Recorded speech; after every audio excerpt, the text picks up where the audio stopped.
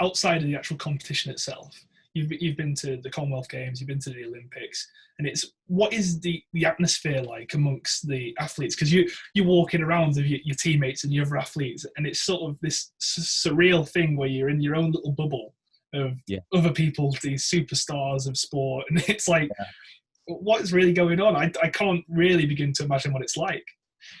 It's interesting.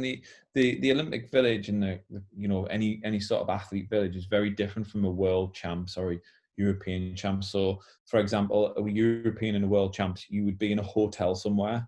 You might share that hotel with, I don't know, the Swedish team or the German team. Chances are you don't. You're all in your own different hotels around the city, and then you see each other on the poolside, and that's it.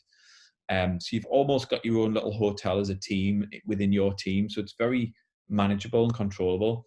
At an Olympics or a Commonwealth, you're in a village. So you're in this penned off area which is eventually gets sold off for housing or office space. But you're in there and it's just made up into rooms and accommodation.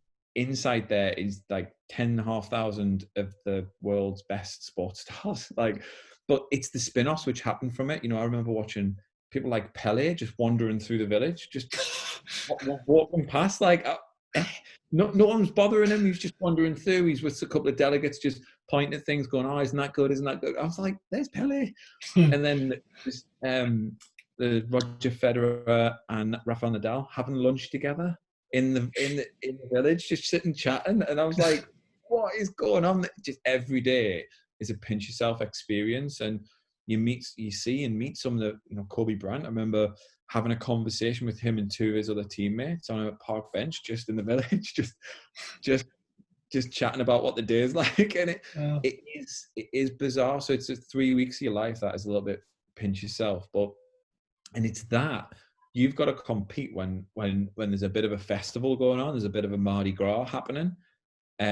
Coupled with the fact that once medals start rolling in, you know, some sports start switching off. So once they're finished, early doors, you've still got 2 weeks of the competition left.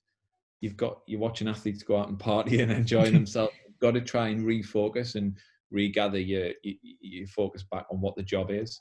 Luckily, swimming's first up, pretty much first up. So we never go to the opening ceremony or anything like that. Really? Yeah, there's a lot of standing around in the opening ceremony. So I would say there's a good 3 to 5 hours of stood walking through crowds, a little bit like what's trying to get into a stadium where, you know, another 200,000 people are already in, you know, trying to get in.